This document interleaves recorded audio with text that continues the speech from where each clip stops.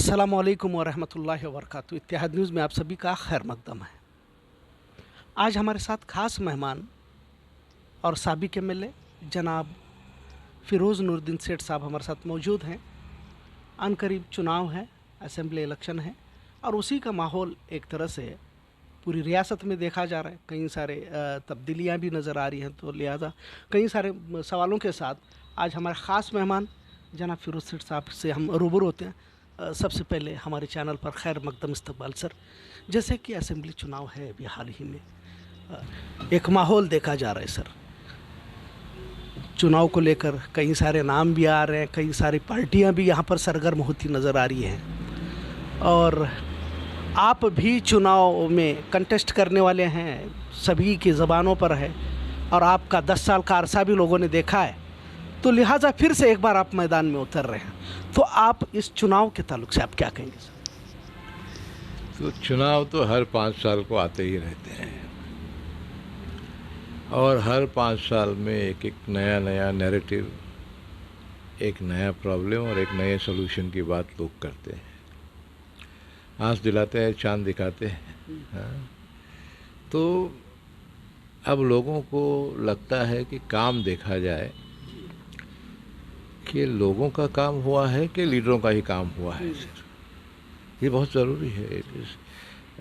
It is known everywhere. हर हिंदुस्तान के कोने में लोग यही देख रहे हैं कि भाई वादे बहुत हो रहे हैं लेकिन हालात किसी के नहीं सुधर रहे हैं।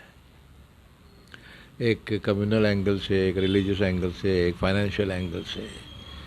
हाँ, किसी को कोई मारे जैसा कर रहा है तो कोई बचाए जैसा कर रहा है। दोनों एक ही कॉइन के दो साइड के फेसेस है और ख़ास करके अक़लियतों पे ये चला है। दलितों में भी काफ़ी सालों से यही चलते आया है। अब वो थोड़े देर के लिए उनके साथ में मेरे ख्याल से पॉज पे रखा है बटन। अब ख़ास करके मुस्लिम माइनॉरिटीज़ और क्रिश्चियन माइनॉरिटीज़ पे एक एक्सपेरिमेंट चालू है। जहाँ तक कर्नाटक का सवाल है, नए पार्टियों का सवाल है, देखते हैं आने वाले दिनों में क्या होगा। 2018 में हमने जो स्टडी किया, जो कॉन्फिडेंशियल रिपोर्ट्स भी आए, जहाँ कांग्रेस की गवर्नमेंट सरकार थी, ये देखा गया कि बहुत से डिस्ट्रिक्ट्स में, बेलगाम डिस्ट्रिक्ट में भी कांग्रेस के आपसी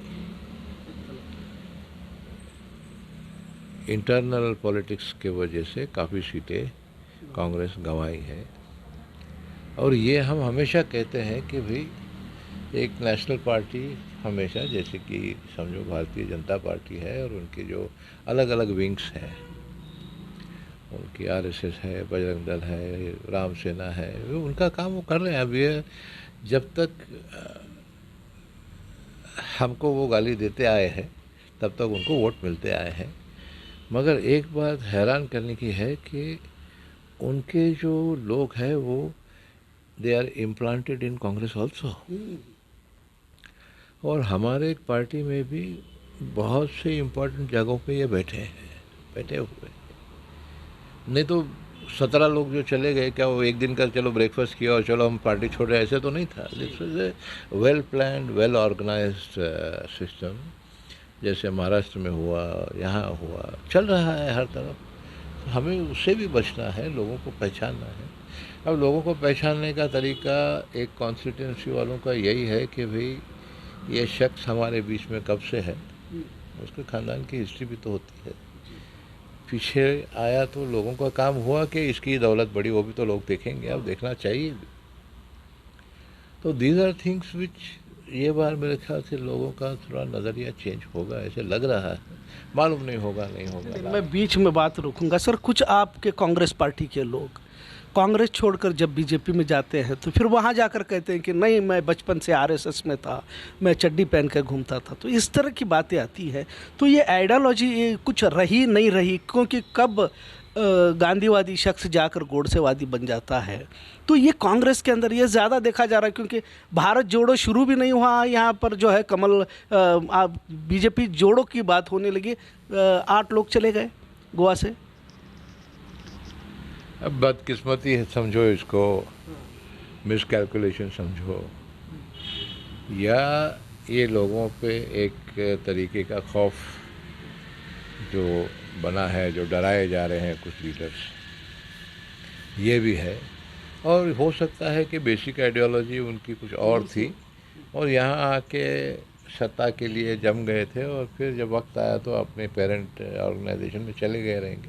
दीज आर थिंग्स हम उसको आइडेंटिफाई नहीं कर सकते हैं, मगर एक बार जानने के बाद में कि आइडियोलॉजिकली अगर सही माने में ईमानदारी से एक आइडियोलॉग है और एक की आइडियोलॉजी है तो वो चेंज नहीं होती। It does not change suddenly. एक अच्छा खासा आदमी कम्युनल नहीं बनता है। It does not happen, it takes time. उसको बचपन से ट्रेनिंग या उसके डीएनए में वो कुछ ना कुछ कहीं ना कहीं कुछ होता है असर। और अब वो इंडिविजुअल थॉट्स है, इंडिविजुअल बिहेवियर है, लोगों को समझना है कि उनको क्या चाहिए। एक कॉन्स्टिट्यूशनल अथॉरिटी जो भारत के संविधान के तहत चल करके वतन को, देश को आगे बढ़ाने की कोशिश करे, यहाँ के नौजवानों को मौका मिले, तरक्की मिले, क्वालिटी ऑफ लाइफ अच्छी हो सबकी, ये सोच है। क्या खुद पावर में ही रहे, कैसे भी करके पावर में रहे, जुगलबंदी चलते ही रही, वो फिर उसमें वतन और देश प्रोग्रेस नहीं करता है। सर कि अभी जैसा अक़लियतों को निशाना बनाया जा रहा है, आपने भी कहा कि हिजाब का मामला हो, हलाल झटका, फिर जो है मॉब लिंचिंग के कई सारे मामलात हुए। कर्नाटक में तो आए दिन इस तरह के मामलात पेश आते रहते हैं, मस्जिदों के सामने फिर ढोल ताशे बनाना, भगवा परचम लगाना वगैरह। ये हिजाब के मामले को इतना तूल दिया गया, अदालतों तक पहुंचा मामला, लेकिन यहाँ बेलगाम ज़िला में हमने कभी कांग्रेस के उन लीडरों को सामने आकर बेबाकी के साथ हाँ ये संवैधानिक हक है उनका और ये होना चाहिए, ये गलत है, ये कहते हुए नहीं देखा गया। जबकि कुछ लोग मुसलमानों की हिमायती बनने का जो है एक ढोंग रचते हैं, मैं ढोंग कहूँगा इसे। मैं इतनी बड़ी बात तो नहीं कहूँगा, उनकी क्या वजह है जो खुल के नहीं बोल पाते या बोलते हैं और फिर कवर नहीं होता न्यूज़ में, या छोटे छोटे महफिलों में बोलते हैं, हम नहीं जानते ये सब। इट इज़ टू मच, एक बड़ा सवाल है ये। और पॉलिटिकल एंगल से अगर आप देखो आज की तारीख में रियलिस्टिकली, तो हम टारगेटेड है, उसमें कोई शक नहीं है। हिजाब एक फॉर्मल, मेरे हिसाब से तो एक फॉर्मल ड्रेस है, एक रिस्पेक्टेबल गारमेंट है जो मॉडेस्टी के लिए एक अहलिया, एक औरत, एक बच्ची अपने सर को कवर करती है। और ये पुराना ट्रेडिशन हिंदुस्तानी भी है, जिसको हम पल्लो कहते हैं, घूंघट कहते हैं, सर पे लेना बड़ों के सामने, ये एक रिवाज है। अब इसको इशू कैसे बनाएं, इसमें एक्सपर्ट्स हैं कुछ लोग, और कुछ लोग इसको डिफेंड करने में डरते हैं कि भाई कहाँ हिंदुओं को बुरा लग जाएगा, इनको हम डिफेंड करेंगे, तो ये भी हो सकता है। वो कमज़ोर लोग हैं, दे आर वीक पीपल। मगर हमारे लीडर सिद्धरामैया साहब ने खुल करके काफ़ी बातें की हैं। He has spoken very openly in defence of a culture. हम जिले की बात, हाँ, मतलब अब जिले में मालूम नहीं, आई कैनॉट से उतना नेशनल न्यूज़ में जिले वाले आते भी कहाँ हैं, लोकल सोशल मीडिया में चलते हैं। जिम्मेदारी तो है, जिम्मेदारी है, उनको निभाना भी चाहिए, और लोगों ने देखा भी है। और हो सकता है लोग जवाब भी देंगे, ऐसे नहीं कि लोग जवाब नहीं देंगे, सवाल भी करेंगे, जवाब भी देंगे, हमसे भी करते हैं, हाँ उनसे भी करेंगे। दे विल डू इट जहाँ जहाँ उनको लगता है कि एक सवाल उठाना है तो सवाल आलिम उठाएंगे, उलमा उठाएंगे, जमात के लोग उठाएंगे, समझदार तबका जो है वो ज़रूर उठाएगा। जो उनके ऊपर डिपेंड करता है, उनके एहसानों पे, टुकड़ों पे जो पलता है, वो कैसे बात करे, वो तो करेगा नहीं। वो खास दो लाखों में एक दो चार होते हैं, वो that is not important. Sir एक और मसला, अगर रियासत कर्नाटक का हो, फिर आसाम में कई मदरसों को शहीद किया गया, गिराया गया, कर्नाटक, ये उत्तर प्रदेश, जहाँ जहाँ भाजपा की हुकूमत है वहाँ वहाँ हमने देखा है कि अब जो है मदरसों के सर्वे की बात चल रही है। वैसे भी वक्फ प्रॉपर्टीज़ के ऊपर भी जो है सेंट्रल को दिया जाए मोदी हुकूमत में, वो अपने कब्जे में लेने की वगैरह अलग अलग बातें हैं। लिहाजा कुल मिलाकर मुस्लिम माशरा ही निशाने पर है। ये मदरसों का जिस तरह से सर्वे किया जा रहा है सर, इस पर आप क्या करेंगे? क्या वाकई मदरसों को रोकने की कोशिश की जा रही है? क्या तालीम के नाम पर मदरसों को बंद करने की कोशिश की जा रही है? आप मदरसों के बारे में क्या? देखो, एक मुसलमान का ओपिनियन और एक नॉन मुस्लिम की जानकारी, इंफॉर्मेशन। अब पहले सवाल तो ये उठता है कि हम सब मुसलमान मिल कर के हमारा पॉइंट ऑफ व्यू हमने कभी समझाया है क्या? हमने अगर नहीं समझाया तो कुछ हद तक हमारी भी गलती है और हो सकती है, मगर मासूमियत में लगता है कि भाई इसमें समझाना क्या है, it is an open thing, खुले दरवाजे के चीज़ है, अंडरस्टूड है। मगर आज वैसे नहीं है। जो नैरेटिव चलाया जाता है कि भाई वहाँ अंदर क्या होता है, ये दिन में 5 बार मिलते हैं, अंदर क्या खिचड़ी पकती है, एक चलाता है, वो शातिर है। हाँ, और चलाने वाला और बात करने वाला दोनों, कुछ उसमें हम जिन पे भरोसा करते हैं वो लोग भी होते हैं। वो तो देखो आपके बारे में ऐसे ऐसे बात कर रहे हैं, don't worry I am there तो कभी रहता ही नहीं है। वो अलग बात है, वो अलग बात है। लेकिन मैं आपके ज़रिए आज बताना चाहूँगा एक छोटी सी बात लोगों को, ख़ास करके नॉन मुस्लिम्स को, जी, कि हमारे मज़हब के जो फाउंडेशंस, जो पिलर्स हैं, my faith is fully consisting of 5 important things and a lot of other important things also। क्या है उसमें? सबसे तो पहले मेरा कलमा है ला इलाहा इल्लल्लाह, I believe in one God and that's it. बराबर है। I believe in the coming of the last profit हुजूर सल्लल्लाहु अलैहि वसल्लम, आखिरुन नबी। उनके ज़रिए हमें कुरान शरीफ उनके तो नाजिल हुआ और हमें उससे मालूमात हुई हमारे मज़हब की, उनके लाइफ हदीसों में बयान हुई, उनकी हिस्ट्री, जीने का तरीके को हम सुन्नत कहते हैं, तो वो हमारे ऊपर वो सुन्नतें हैं।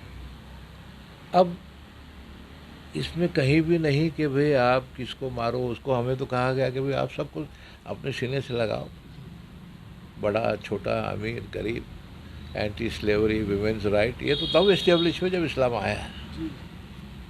कोई पढ़ा नहीं और कोई इसके बारे में जिक्र किया नहीं। अब मुसलमान पे फ़र्ज़ है कि वो 5 वक्त नमाज पढ़े, मर्दों पे फ़र्ज़ है कि वो जमात से पढ़े, और बहुत सारे ये फ़र्ज़ अदा करते हैं। अब मस्जिद में नमाज पढ़ना ही है तो फिर इमाम साहब तो चाहिए है, क्योंकि उनके ताबे फ़र्ज़ नमाज़ें होती है, और सुन्नत और नफिल अदा करने का तरीका आलिम सिखाते हैं, बचपन से या घर में सीखते हैं। मगर ये मदरसों में basic education of Islam, then मौलवियत, उसमें फिर हाफिज़ है और मुहद्दिस है, ये सब तैयार होकर स्कॉलर्स तैयार होते हैं। हमें हमारी ज़िंदगी में इस्लाम फॉलो करने का तरीका सिखाते दिखाते। बेलगाम शहर में 200-250 मस्जिद है, तो हमें कम से कम 500 लोग तो चाहिए। तो ये बनाने की ट्रेनिंग ग्राउंड्स ये है, मदरसा है, और बहुत ही सिंपल बिल्डिंग्स में, बहुत ही सिंपल लाइफ में मुसलमानों के चंदों पे ही चलने के ये इंस्टीट्यूशंस है। बहुत गिने चुने मदरसों को एड है for teachers of, not for buildings, not for land, only for teachers. बहुत ही, मे बी 10% और 5%, और लोग इसको सवाब का काम समझते हैं। एक मस्जिद खड़े रह के बांधना, बगैर किसी की ज़मीन इंक्रोच किए हुए, खुद के पैसे से, खुद का पैसा मालिक की इजाज़त से, मेहनत के पैसे से मस्जिदें खड़ी होती है, और उसमें बहुत ही कम कमाने वाले से लेकर के बहुत ही अमीर आदमी तक उसमें उसका पार्टिसिपेशन होता है। He contributes to the construction of this mosques and the running of the mosques. बराबर है। जी तो ये जो सिलसिला है, उनकी तनख्वाह है, इस सेटिंग अप ऑफ मदरसास है, टीचर्स है, कुछ स्कॉलर्स अगर आगे बढ़ना चाहते हैं तो ये एक हिस्सा जो ज़कात हम पे कंपलसरी है, वो ज़कात के थ्रू भी चलता है, हदिया के थ्रू भी चलता है, तोहफे के थ्रू भी चलता है। और लेकिन ज़कात तो फ़र्ज़ है ही है, जी तो जो साहिब हैसियत है वो जो उसके दायरे में आते हैं वो करते हैं। अब हज फ़र्ज़ है, हज के पीछे लग कर के लोगों ने कहा अपीज़मेंट है, अपीज़मेंट है। हमने देखा क्या अपीज़मेंट है, हमें तो समझ में आया नहीं है आज तक। मगर आज भी सरकार ने जो भी फैसिलिटीज़ विड्रॉ की है, उससे ज़्यादा लोग तो जा ही रहे हैं, जा ही रहे हैं अल्हम्दुलिल्लाह। और वो सिलसिला क़यामत तक चलता ही रहेगा, चलता ही रहेगा। मुसलमान बहुत कम आप देखो तिजारत के अलावा कहीं भी आपको नहीं दिखेगा, शायद वो छोटे में छोटा रोड साइड पे बैठ के व्यापार करे या थोड़ा बड़ा करे या उससे बड़ा करे, मगर ईमानदारी से करना उसका फ़र्ज़ है। और सबसे बढ़ के उसको जो हुक्म है वो वतन परस्ती की है। He is most loyal to his country. मगर ये नैरेटिव चलाया जाता है क्योंकि एक हिस्टोरिकल एबरेशन है जो ये वतन को बांटा गया मज़हब के नाम पे, जिसके में जो हिंदुस्तान में मुसलमान आज है वो ज़िम्मेदार नहीं है, इतना याद आप रखिए। वो ये माहौल में रहना चाहता था, वो यहाँ रह गया है। हाँ, करने वाले करके चले गए और बर्बाद भी हो गए। हम देख रहे हैं क्या हालत है वो वतन की। और यहाँ वाला जो है इससे ज़्यादा मेरे ख्याल से वफ़ादार, पेट्रियाटिक आपको कहीं भी नहीं मिलेगा। हिंदुस्तान में मोस्ट पेट्रियाटिक इंसान अगर कोई है तो वो मुसलमान है, जो अपने वतन से प्यार करता है, अपने फ्लैग से प्यार करता है, अपने गली से प्यार करता है। और साथ साथ ये भी कहूँगा मैं आपसे कि ये जो अभी माहौल चला है ये कम्युनल, ये कभी नहीं था Hindustan, it was not there. ये तो किसी का एजेंडा पूरा हो रहा है, पॉलिटिकल पार्टीज़ का, कि एक मारने को देख रहा है, एक बचाने को देख रहा है, ये चला है नैरेटिव। लेकिन बेसिकली मेरे हिंदू भाई जितने भी हैं, मैं बड़ा हुआ हूँ यहीं शहर में, उन्हीं के बीच में बड़ा हुआ हूँ, सक्सेसफुली बिजनेस कर चुका हूँ, बड़े प्यार से, रिस्पेक्ट से हमें यहाँ पे देखा गया है, सपोर्ट भी किया गया है, आज भी करते हैं। ये लोग हमें नफ़रत नहीं कर सकते, नहीं करते। इनको एक गलत डायरेक्शन दिखाया जा रहा है कि आपको ख़तरा है, इनसे ख़तरा है, उनसे ख़तरा है। ये बड़े शातिर लोग हैं और मासूम लोग बड़ों को थोड़ा बिलीव करते भी हैं। हमारी जिम्मेदारी है कि हम समझाएं कि भाई आओ हमारे मस्जिदों में आके बैठो। आप ज़रूरी नहीं है कि आप हमारे तरीके से आप नमाज़ पढ़ें, नहीं, आप देखिए हम क्या करते हैं उतना ही समझिए ना। हम कहाँ कह रहे हैं आपको आप फॉलो कीजिए, देख के हमारे में अच्छाई जो है उतनी देख लीजिए, आप काफ़ी है देखने के लिए। You are most welcome, our doors are open, always open, we have nothing to hide. छुपाने जैसा हमारे पास कुछ है ही नहीं है। आपके पास बुलडोज़र है, आप चलाएंगे वो ठीक है, कौन देखा है वो सही चलाया गलत चलाया, किसको मिला, कोई नोटिस मिला, कोई स्टे ऑर्डर में, कुछ नहीं चल रहा है। और न्यूज़पेपर आज के जो इलेक्ट्रॉनिक मीडिया है वो थोड़े बायस्ड तरीके के न्यूज़ दिखा भी रहे हैं, तो उसमें इंसान कंफ्यूज। आज हिंदुस्तान में हर भारतीय कंफ्यूज है कि उसको समझ में नहीं आ रहा है क्या हो रहा है, कहा जा रहा है अच्छा हो रहा है, दिख नहीं रहा अच्छा होते हुए। कल भी घर में चावल नहीं था, आज भी नहीं है। मुझे घड़ी खरीदनी थी, मेरे पास तनख्वाह नहीं है, मेरे पास नौकरी नहीं है। तो ये जो बातें चलिए, कुछ लोग अमीर होते जा रहे हैं, उनकी फैक्ट्रियाँ बनती जा रही है, वो 1000-2000 करोड़ की बात कर रहे हैं, यहाँ पे महीना 5-10 हज़ार रुपया मिलना मुश्किल हो गया है। तो these are things which are happening. अब हम सही माने में अगर मुझे पूछे तो अगले 50 साल तक अपने अपने मज़हब को अपने अपने घरों में लॉक करके आप इबादत कीजिए। हाँ, दूसरों के बारे में बातचीत मत कीजिए, फ़क्र से सिर्फ अपने वतन की बात कीजिए। My India, my Bharat, my Hindustan, यही सच्चाई है। अफसोस देखिए, अभी तो घर घर तिरंगा का नैरेटिव चला है, हिंदुस्तान भर चला है। 5 साल पहले हमने बेलगाम शहर में सबसे ऊंचा तिरंगा लहराया हिंदुस्तान का, वो कभी हॉइस्ट हुआ ही नहीं और लोग पूछे भी नहीं, लोग नहीं डिमांड किए कि ये क्यों नहीं हुआ। तो वो मोहब्बत हमारे में है या नहीं है, वो भी एक बड़ा क्वेश्चन मार्क हो गया है। तो you have to now instil that kind of patriotism कि भाई अभी आपने जो है घर घर तिरंगा की बात कही, तो इनकी विचारधारा, जो घर घर तिरंगा की बात कर रहे हैं, सभी जानते हैं कि जनसंघ क्या था। उन्होंने 52 साल से अपने दफ्तरों पे कभी तिरंगा नहीं लगाया, लेकिन अब वो तिरंगा की बात कर रहे हैं। तो यही लोग एक कम्युनिटी को कटघरे में खड़ा करने की कोशिश करते रहते हैं।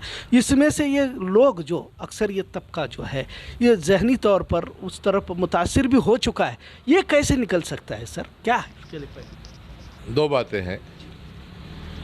जैसे मैंने कहा, हम खुद एज मुस्लिम्स हम समझाने की कोशिश में शायद नाकामयाब है। मैं नहीं कहूँगा कि कोशिश नहीं की होगी, मगर जितनी कोशिश की ज़रूरत थी उतनी भी शायद नहीं हुई। और कोशिश जो करने जाते हैं लोग, उनके ऊपर उंगली उठाने की भी थोड़ी आदतें हैं, विच इज़ नॉट करेक्ट। आप हर बार किसी को उंगली उठा करके टीका करना ज़रूरी नहीं है। Not let you live in a free society. एक आज़ाद हिंदुस्तान है, ये सबका है, सभी को बराबर के हक है।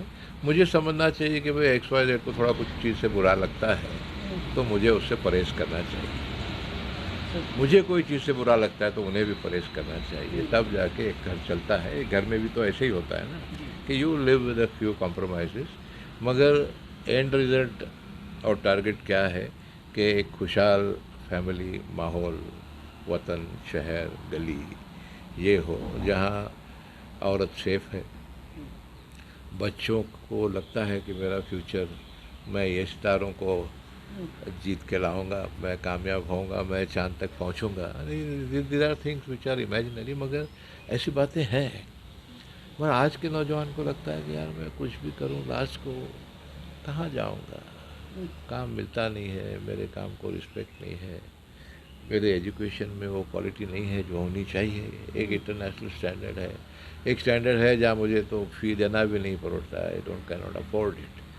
तो जहाँ फोकस होना चाहिए लीडरशिप का, वो फोकस नहीं है, और ये फोकस को थोड़ा चेंज करना बहुत ज़रूरी है। आप ये कोई किसी कुछ कम्युनल फीलिंग्स लाने की ज़रूरत है ही नहीं, क्यों लाते हैं मालूम नहीं है। वो कुछ वक्त के लिए माहौल बिगड़ता है, बाद में तो लोग साथ में ही रहते हैं ना, मगर वो बिगाड़ने वाले को हम ला के ऊपर बिठा रहे हैं। That is what is wrong. आखिरी पैगाम क्या देंगे नौजवान?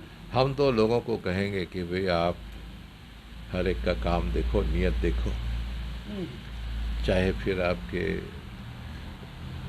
शहर का गरीब में गरीब आदमी क्यों ना हो, एजुकेटेड हो, तकवे वाला हो, ईमानदार हो, कोई भी मज़हब का हो, उसके ऊपर ज़्यादा भरोसा कीजिए। It is not, this country needs that today. आज हमें ज़रूरत है, और हम अच्छे लोगों को बुला करके उनकी इज़्ज़त अफजाई करना भूल गए हैं। हम वी हैव फॉरगॉटन दैट। हमें लगता है कि अब हम कोई एक मूवमेंट करना पड़ेगा कि जहाँ जहाँ अच्छे अच्छे लोग अच्छा काम करके बेलगाम शहर में गए हमारे बीच से, यही हम ही उनको बुला के उनके घर जाके एक छोटा सा शॉल भी पहनाएंगे तो बहुत बड़ी बात है कि भाई हम जानते हैं आपने अच्छी ज़िंदगी जी है। और दूसरा, आने वाले आते हुए ईद मिलादुन्नबी या रसूलुल्लाह, इसके मौके पे जो अमन का पैगाम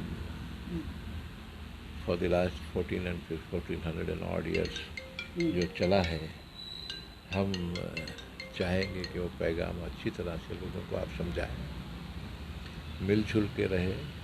सत्ता उतना ज़रूरी नहीं है जितना वतन की फ़िक्र ज़रूरी है। रिज़ल्ट ज़रूरी है, बहुत रिज़ल्ट ज़रूरी है। रिज़ल्ट आप कितने कामयाब हुए अपने काम में वो ज़रूरी नहीं है, आप कितने लोगों को कामयाब किए वो बहुत ज़रूरी है। That is the most important thing if you are a patriot of this country. आप जब भी नाम देख करके अगर कहोगे ये हमारा नहीं, वो नमारो है, ये आमचा है, ये वतन को थोड़ा थोड़ा ऐसे ही पकड़ के रखेगा जैसे कोई पीछे खींच रहा है।